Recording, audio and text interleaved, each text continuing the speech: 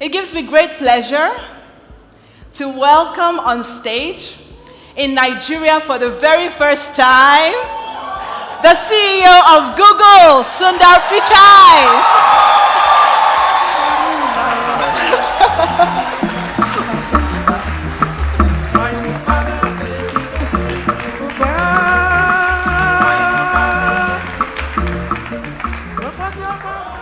Welcome, Sundar, to Lagos. Oh, thank you. Pleasure to be here. And to host this fireside chat, I'd like to invite an award-winning journalist and top media personality, Adesuwa Onyenokwe.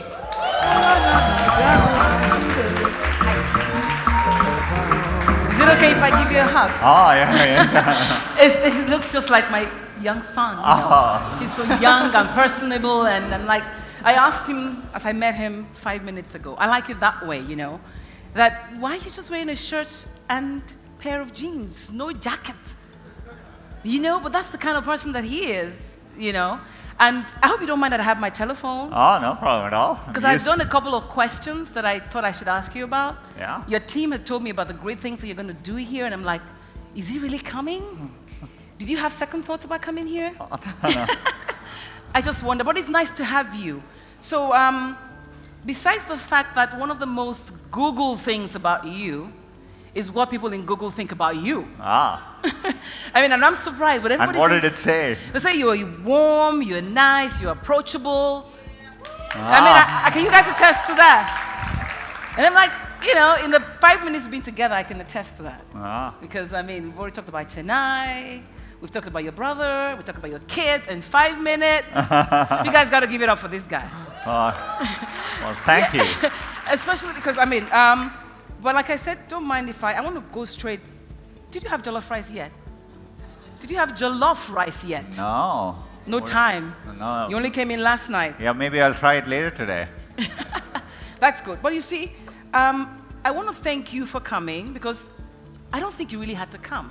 Google is doing okay here. Isn't Google doing okay here?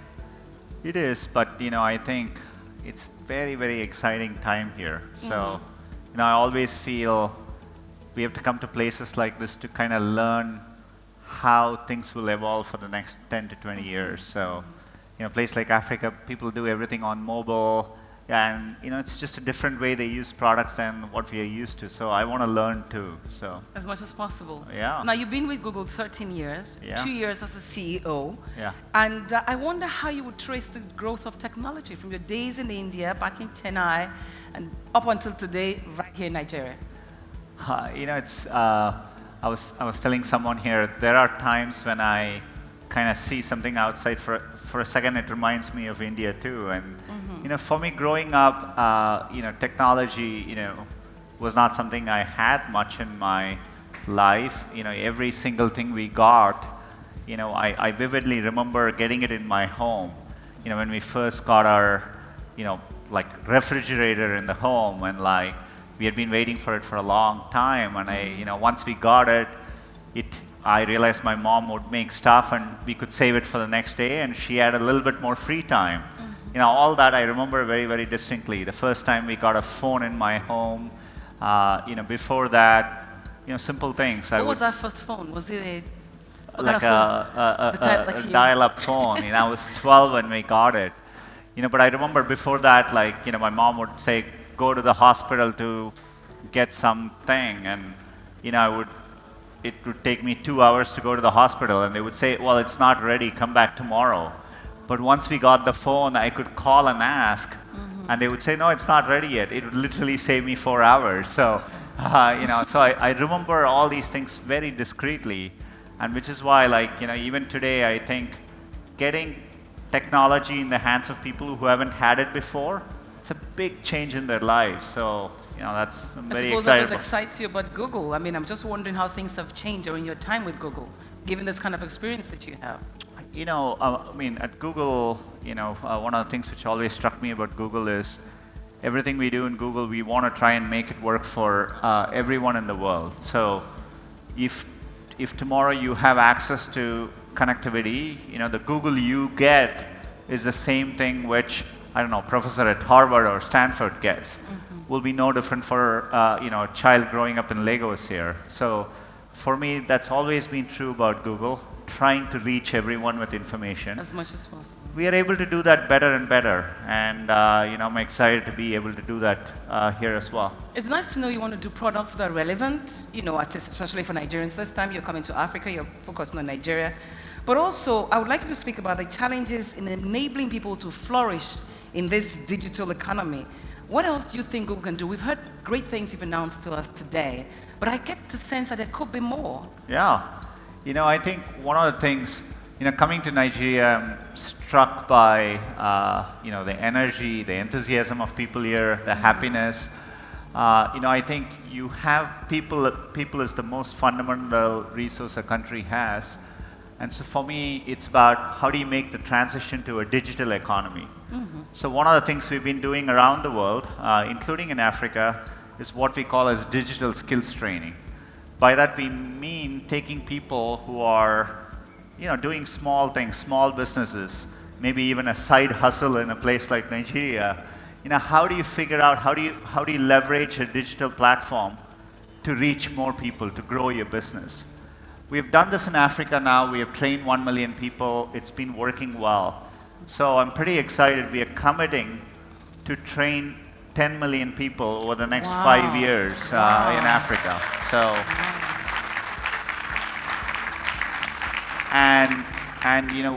this is a formal training program. We get people in. We can do it online in locations and train them basic skills. So for example, the team was talking to me about a tailor, Eniola, just having a small tailor shop, but learning how to put your shop on Google Maps, others can find you, and then more people come to your business. So we want to try and teach people to do that. And obviously, this is just along the line because Google is known for innovation, obviously. And this is a great innovation, it's a great commitment, it's big actually. But given the scale of challenges that we face, 10 million is big, people, right? Yeah. But is it enough? Is Google going to do more? No such thing. For the scale of to truly impact Africa and Nigeria, scale has to be much bigger.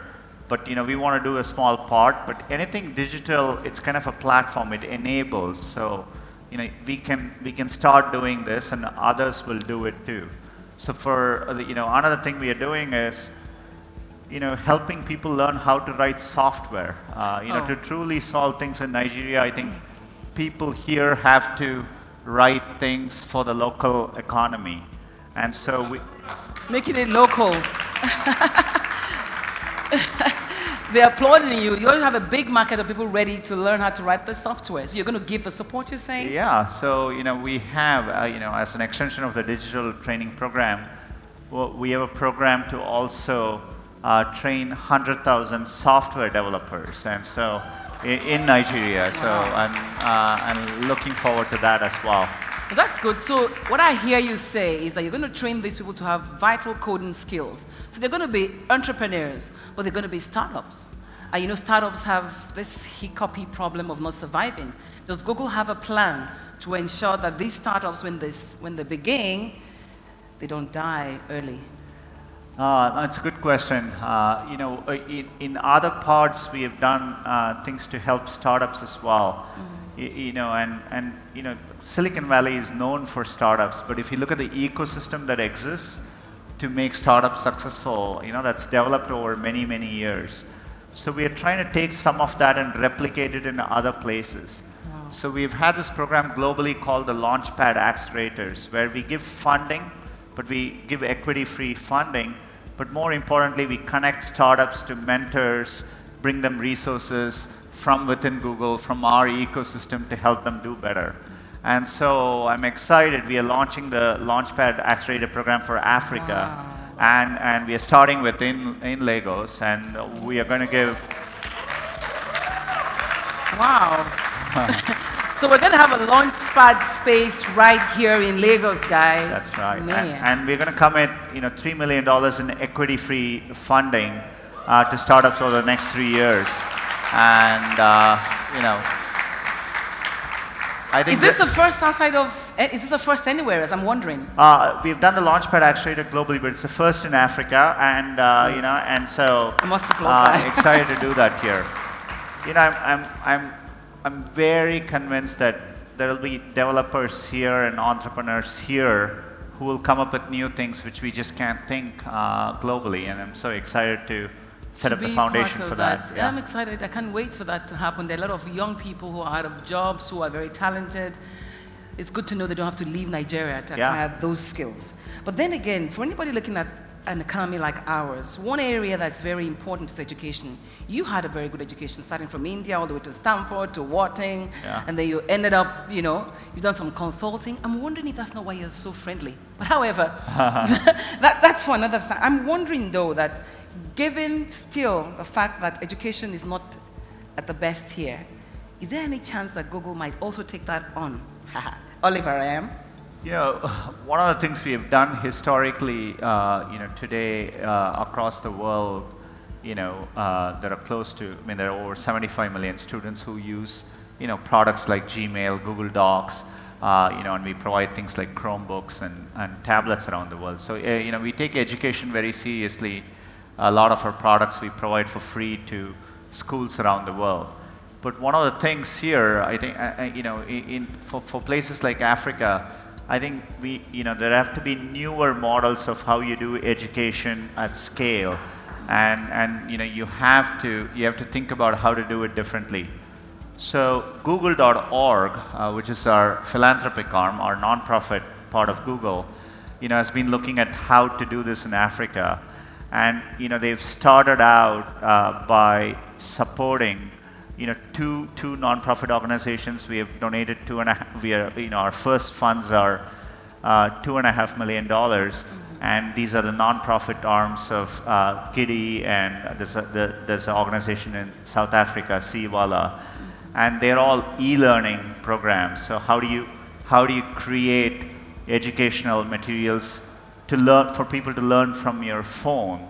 And they're doing amazing things, and so we are funding organizations like that.